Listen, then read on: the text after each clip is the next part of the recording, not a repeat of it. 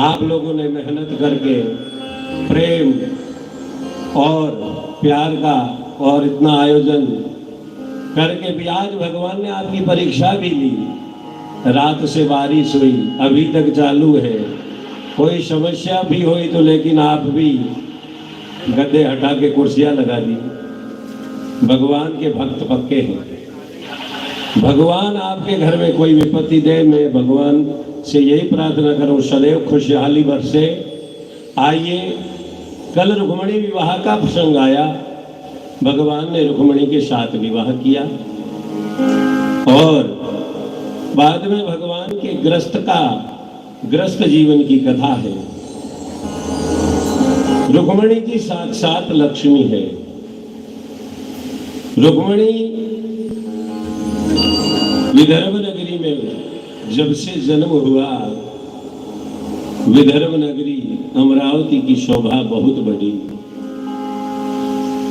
कामस्तु वासुदेवासु दग्ध प्रागरुद्रामुनयाम देहो बतपदे भुवस्तमेव पत्यवद्धा। रुक्मणी के विवाह के बाद भगवान के यहाँ जन्म हुआ। रुक्मणी जी से प्रद्युम्न लाल को जन्म दिया।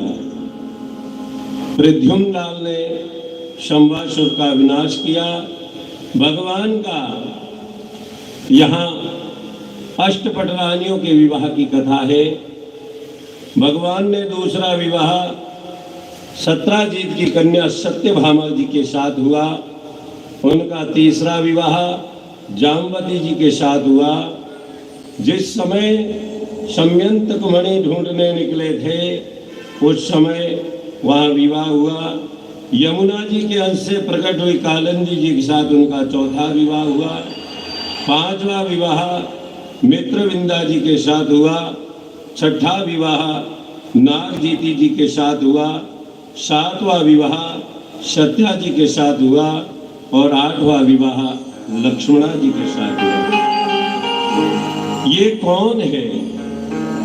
ये अष्टधा प्रकृति है जो भगवान से एकाकार होने का मांगती थी कि हम प्रभु में मिले, प्रभु हमको ग्रहण करे।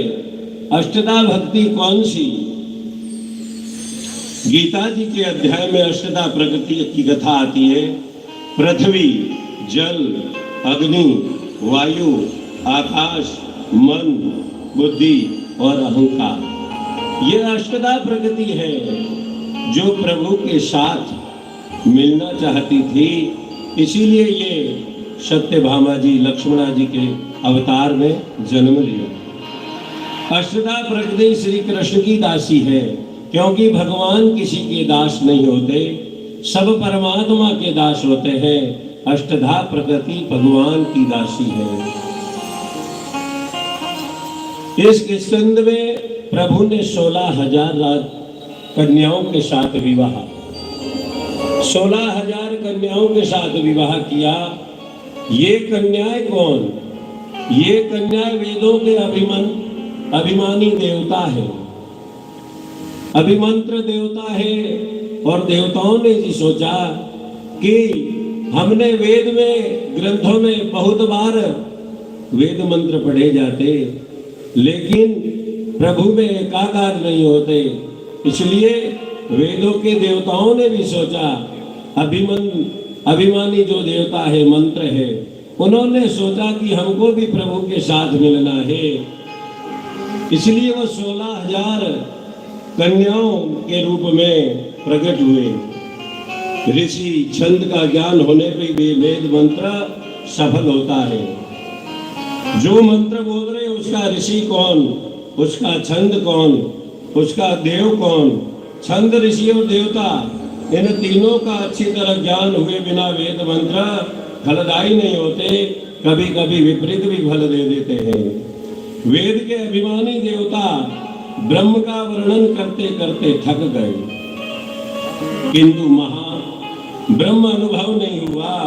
इसलिए वेद के अभिमानी देवता ब्रह्म संबंध स्थापित कर परमात्मा का अनुभव करने के लिए राजकन्याओं के रूप में प्रकट हुए।